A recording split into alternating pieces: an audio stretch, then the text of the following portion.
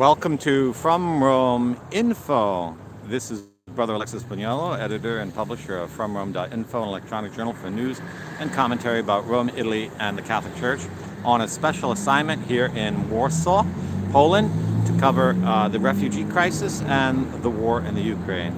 And today I'm broadcasting from in front of the Cathedral of St. Michael the Archangel on Florianska Street in Poland. I'll stay a bit closer to the thing because we have a lot of background noise with the traffic here. So, excuse me first for I skipped some days of broadcast, but I had to concentrate on finding housing. Housing is disappearing fast off the market. There's now 1.3 million Ukrainian refugees in Poland. And Poland has received more refugees in less time than any other nation, perhaps in European history. And they're not getting any praise for it. Matter of fact, yesterday, the European censured Poland for not reforming their courts so that they could be controlled by Masons, for not allowing alternate versions of marriage, which are contrary to the Catholic faith and Polish tradition. And Hungary was also censured for some other things. So Poland and Ukraine are showing, however, that they are brothers in Christ, and great charity is being shown by the Poles to the Ukrainians. And their cultures and languages don't differ that much, but Poland's going way beyond what is obligatory. Poland is only like 1/4 to 1/5 the size geographically of Ukraine, and I think it's only about like a half the size in population. Yesterday here in Poland, we had the honor or dishonor, I think you'd probably say, to have the Vice President of the United States, Kamala Harris, here, who couldn't keep herself in a calm state of mind. And they closed down the Capitol, all the streets and stuff, and it was hard to get around. There was traffic jams everywhere. And everyone asked me, was I here to see the Vice President? I said, definitely not. But hopefully there'll be some help to Poland from the United States to take care of all these refugees. The Poles have reacted to the refugee crisis with instant charity. Most, and nearly all, as far as I know, of the refugees are being housed in private homes. They've taken whole families as guests, spontaneously with the charity of their hearts. This is just an amazing thing. There are no refugee camps anywhere in Poland, and yet there is 1.3 million refugees in the country. And this tells you something about the glory of Catholic Poland, how Poland is the moral leader of Europe, and when it comes to fraternal charity, humanity, something you're not going to hear from the mainstream media at all. And this is something that we Catholics need to shout from the rooftops. We can all be proud that the Catholics of Poland are giving an example to the world that many clergy talk about, but none do. We've had many clergy who have high walls around their little principalities talk about taking in refugees. They haven't taken a single blessed one in. And Poland, who has no wall around their country, has taken in 1.3 million. So this is an example for the whole nation, and it is an honor to be here among the Polish people. They are really amazing people. They're very friendly. And many of them know English. So if you don't know a word of Polish like myself, you can really get around on Warsaw. Now, a little tourist information for you Americans who might ever come here to Warsaw. It is the cleanest city in the world. Let me tell you, these people take pride in their city. There isn't a piece of garbage anywhere. You don't see it, and there's very little graffiti. And the people are very friendly. So one Polish just who knows a little English is hearing me talk about a country. She was just absolutely delighted and smiling. So they have all kinds of ways to get around. Taxis are dirt cheap. I mean, a taxi in Manhattan is probably 10 to 20 times more expensive per mile than here in Rome. than here, excuse me, in Warsaw. I've been in Rome so long, I keep saying that. So it's easy to travel around taxi, and they have these apps that you just press a button and a cab comes within a minute or two, and you only pay like $4 to go like 5 miles or something like that. So it's very reasonable. And then they have a tram service, a bus service, and an extensive underground subway service that is, I would say, is as highly developed as that of New York, but it's brand new. There's no garbage in it. There's no smell, and everything is lickety-splickety clean. So then it comes to the food. Polish food, you might know something about pierogies and glumpkies and borscht and things like that, but until you come to Poland, Poles, amazingly, in Poland, are not like they're presented in American culture. In American culture, the stereotype of the Pole is someone who eats greasy, low-grade food and settles for almost like anything in his mouth. No, Poles are very finicky eaters. You go into their stores and they have all kinds of natural foods, even in common supermarkets. All kinds of seeds and flours from flour made out of seeds, and all kinds of unique sauces and things you never even heard of or imagined. And they have all the spices. And it seems the few families I've been visiting, they have jars of every spice just right out in the open. I thought we Italians were advanced in spices, but Poles are really they are good cooks, very good cooks, and you never eat an undercooked cabbage in Poland. And a friend asked me to make some chicken soup according to my mother's Italian recipe to see how it compared to the Polish recipe. So I was at the market with them, and I said to the grocer, I just want a cabbage this big, because that's all I need, a cabbage that big. He goes, they don't grow that big. I go, what do you mean they don't grow that? He goes, in Poland, a small cabbage is this big, a medium cabbage is this big, and a large cabbage is this big. I go, what would you do that? I said, well, we eat those. Can you give me a quarter of a cabbage this day?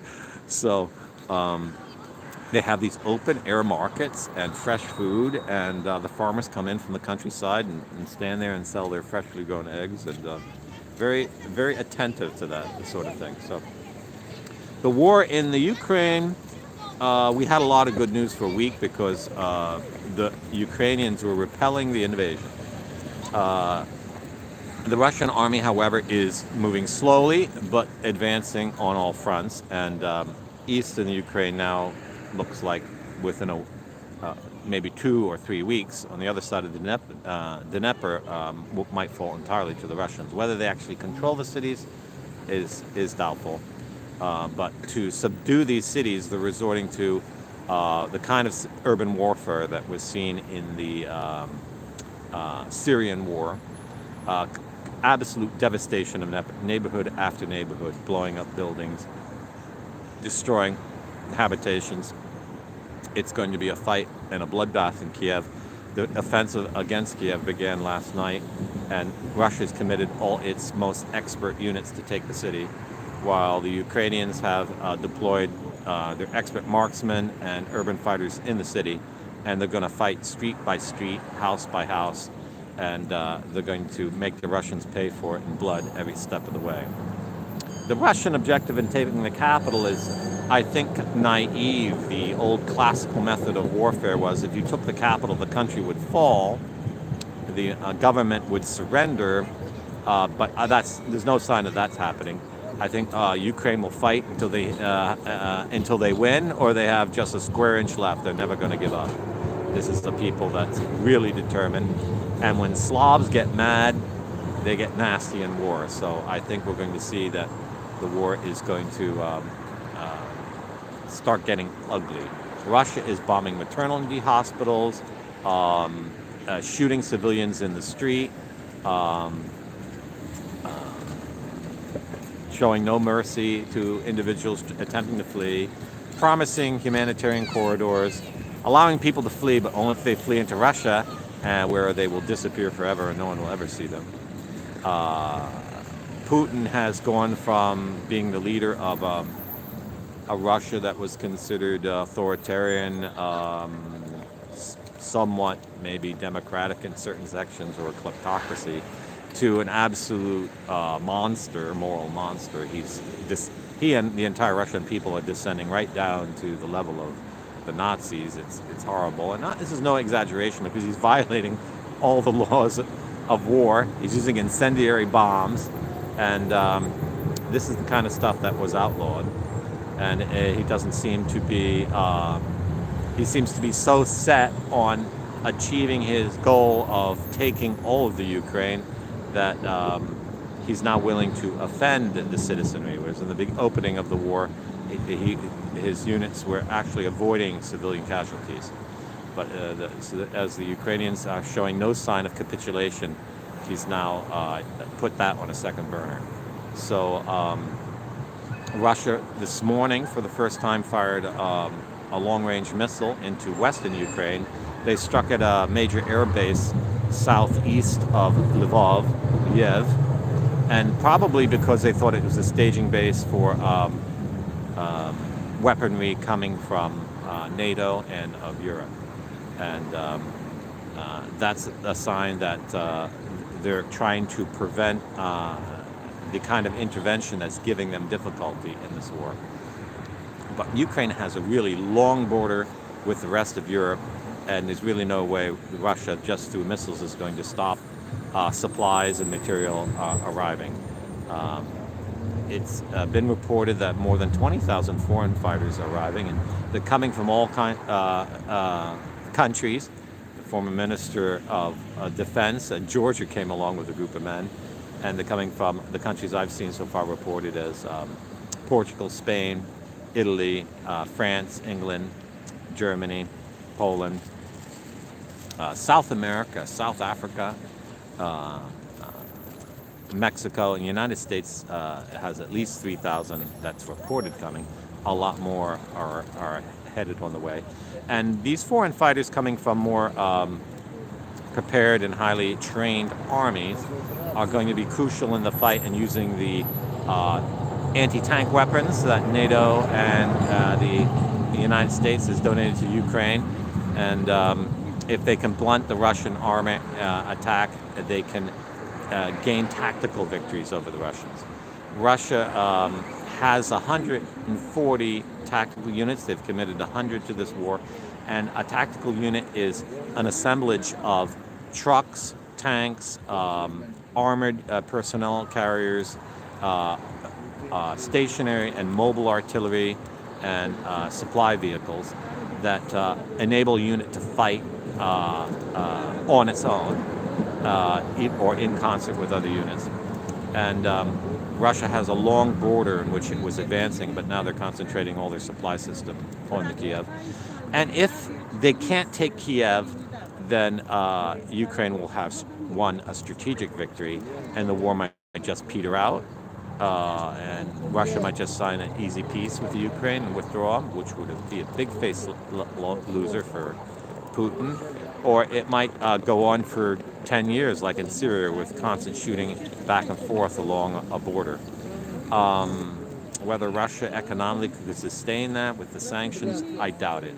So, whereas Russia has a superior military and could fight on if they get enough supplies and perhaps win militarily, the Ukraine, if they can slow them down enough, can win a strategic and political victory. And so, I don't speak Polish, excuse Ja me. jestem Polka. Mam 3 Rosjanki, Ukrainki w domu. Idę, dam im obiad, byłam na drodze. I have some Poles talking to me. I wish I could understand them. Straszne. Litwa jest piękna. Byłam w Lidzie, byłam, dużo jeździłam. Ale nieszczęście. Kara boska to jest, muszą ludzie się do Boga nawrócić. Nie może tak być, że co chcemy, to robimy i Boga nie ma. Nie, jest Bóg. So one of you who understand Polish might be able to translate this letter. Niech Bóg błogosławi, przymnoży dobra. So I'm here in front of the Cathedral of St. Michael, and I chose this today because I have never been to this church. But it's interesting to note that the Diocese of Warsaw and the nation of the Ukraine are under the heavenly patronage of St. Michael the Archangel. And this is very significant because both these people, both Warsaw and the Ukraine, are really militant Christians, and they're willing to defend their homeland with the sword. And I guess that's why they took St. Michael as the patron, or maybe that's why they have that spirit. St. Michael intercedes for them to take those graces. Here in 1920, the Poles broke the Bolshevik advance, as the Bolsheviks were intending to conquer all of Europe. It was just across the river here, with an apparition of Our Lady in the skies that frightened the Russians. The Poles won a major victory, and they went on so far as to capture Kiev. And it was a stupendous victory of Polish nationalism, and it's remembered to this day. And I had the honor to stay in the house of one of the daughters of those heroes. So this cathedral, if you notice, is done in the modern Neo-Gothic. It was only completed shortly after. Here's a fellow Pole that stopped in, and he's glad that I'm doing the report. And it's done in brick, and it might remind you of some of the churches built around the turn of the last century in the United States, because it's Neo-Gothic. I have not been inside, and the reason why, and this church actually, what we're looking at is a rebuilt copy of it, because the original church was destroyed by the Nazis in the Second World War, who, after the Warsaw uprising, destroyed everything in the city. So this was rebuilt in the 50s and 60s, and that's why it looks in very good condition. And it's called the Cathedral St. Florian, but not, or St. Michael. I guess it's like dual patronage. St. Florian was a Roman martyr. And I wish I could speak Polish, sir. I wish I could understand you. And he's shaking my hand now, and he gave me. I'm speaking on behalf of Poland. And so, what the future will begin in this war, whether the Ukraine or Russia wins, is up in the air. Now I want to do a digression on something that is just driven half the conservatives in the West crazy, and that is this narrative about biologic labs. I've written about it from home, but I can't emphasize it so much. First of all, the propaganda is designed to play on your ignorance of what things are. If you've ever had a blood test, your blood was sent to a biological laboratory because they have to test it. Biological laboratories do all kinds of things. Some of them have nothing to do with research.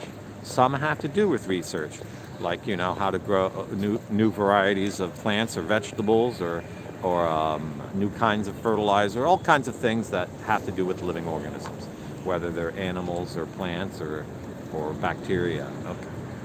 Not all biolabs are involved in biologic weapon research and development. I mean, that should be obvious, but if you don't know these things, you might not think that. You might think every biolab is producing something deadly. That's not what biolabs do. If there's a university or medical school in your state or your city, you probably have several biolabs. I remember it came out in the news about 20 years ago in Boston, right in the downtown, there was a biolab that did research on pathogens and had all the known most deadly diseases in test tubes stored away right in the middle of the downtown. And people were absolutely shocked, but it was a normal thing that is done. It has been done since the 50s. So that there are biological laboratories in Ukraine should surprise no one. It is a modern Western country. It has universities and research facilities. That research is being done in Ukraine should surprise no one, because they're not stupid people. They do research. And let's not be racist and think that they're stupid people. The Slavic people are very intelligent people. And that they might get funding from other countries to do it should not surprise us, because everything is cheaper to do in the Ukraine. That they might be studying pathogens is not surprising. Pathogens are studied in every modern country in biological laboratories, because they're deadly to humans, so we need to know how to defend ourselves. Are they studying pathogens that could be used in biologic warfare? Many labs around the world do, but that doesn't mean they're developing a weapon. Maybe they're developing a remedy. So the whole narrative is false. Russia has not bombed any biolabs. There's no pictures of biolabs that have been bombed. even now after a week this story came out, you would be insane to bomb a biolab that had maybe anthrax. You get all the spores in the air and you kill your own troops. So no biolabs have been bombed. No biolabs are producing or researching biologic warfare weapons. And the report put out by Tucker Carlson last night was absolutely shameless twisting of the facts to fit a narrative. And until someone can find, because when you are researching and developing a biologic weapon, you don't only have a pathogen, you're studying how to spread it in the air or spread it among living organisms. And that is a very specific kind of research, and it's done almost nowhere because it's very dangerous. You wouldn't do it in a biolab rated 3. You do it in a biolab rated 5, like in Wuhan. And there are biolab rated 5s in the United States. If you haven't had the courage to throw an egg at a Pfizer factory producing vaccines, you have no moral standing to say that Russia should invade the Ukraine because there's a biolab testing people's blood in Odessa. So that's what I'm going to say on that to show how absolutely assertive it. I've had some vicious attacks in all platforms of social media because I dare say what I just said. It's just common sense. Now, I'll be frank with a lot of people who are on social media. You don't know squat about squat. You have never even taken a course in biology. You've never read a medical paper, and you're not even willing to look up what is a biolab before you spout in social media. And you're willing to say the most vicious things about Catholic priests and Catholic religious who are just trying to give you a simple lesson that you would learn the first week of Biology 101 at a college, at a country a university of like 5th level rate. And if you don't like me telling you the fact and reproving you for your bad behavior, well, tough, I heard a comment from someone that created this whole theory about, well, if clergy reprove you for the sins, that shows that they're control freaks and they're out to psychologically control you. And that's the most impious sort of that you can possibly say. And people who cook up that stuff are just possessed by Satan, excuse me. And I'm not the kind of person that says these things frequently. But I hate people that lie, but it's even more hateful when people lie to defend their lies. So if you love Putin so much that he's your divine daddy and can't commit any sins, and you're going to trash all the Ukraine and anyone who speaks in its defense because they're offending your divine daddy, you have serious psychological problems. You're suffering from Stockholm Syndrome after having read too much Russian propaganda. And we saw a lot of propaganda in the last 2 years, and people are totally brainwashed from it. Even the small minority that resisted it, even they are capable of being brainwashed by another kind of propaganda. It's called Russian propaganda. And we have to stay close to Christ and faithful to his teaching in all things so that we are not controlled by propaganda. And that means we must use reason and faith. And I can tell you this, every poll I've talked about this subject with says the same thing. That people in the West who think that is a valid reason for attacking the Ukraine are nuts. Anyone who thinks Putin is their savior is insane, and you people have not the faintest idea what's going on here in Eastern Europe. So they tell me, and they shake their heads with shame that there's even people who think that way who call themselves Catholics. Okay, so I'm an Italian. I rarely get mad, but when I do, I tell it as it is. And if you like that, listen to my reports about the war in the Ukraine here from Warsaw. If you don't like that, read Russian Today or RT News, Learn Russian and emigrate to Moscow, okay? If that's what you want to do. But don't come to a site like mine that is going to reject Russian propaganda and try to spoon feed it to me or say that I'm not a good friar because I don't accept it. That is the epitome of asinine argumentation, and you're not going to get a passive response from me. You're lucky I'm a friar. I'd punch you in the face for saying stuff like that because it's an outrageous blasphemy and it's the most bad comportment. So that's my response to that kind of nutty kind of behavior. And I have to say, though, that 80% of the people that are doing this I've never heard it before. They never commented on From Rome. They don't subscribe to the news. They came out of nowhere, so they're probably Russian bots. Okay, but some people are just, uncritical. You ought to be a critical thinker, and critical thinker doesn't mean you believe both sides. A critical thinker is what is first is right, what is just, what is the law, and who's following it or not. And when it comes to the war, Russia started it. So if Russia doesn't have a just cause, it's not a just war. And Russia doesn't have a just cause because Ukraine was not threatening Russia in anything. Ukraine has the right to self-determination. Ukraine has the right to join any alliance they want to. And NATO is a defensive alliance, not an offensive alliance. So the Ukraine is free to do as she pleases. And Russia cannot dictate what the Ukraine does and does not do. Considering that Russia has already promoted revolts in many countries and has been doing that for 100 years, even under the Soviets, you can understand why a nation like the Ukraine, that had 20 million people starved to death under the Bolsheviks, might have some reservations about Russia ruling the Ukraine. And if you don't like that, tough, it's not your country. They have the right of self-determination, they have the right of liberty, and they want to be free, and they want to be independent from Russia. And they are a modern state of people who have never had their own nation, and now they have a chance to it, and they don't want to give it up. And they're fighting, their whole nation is at war to defend that.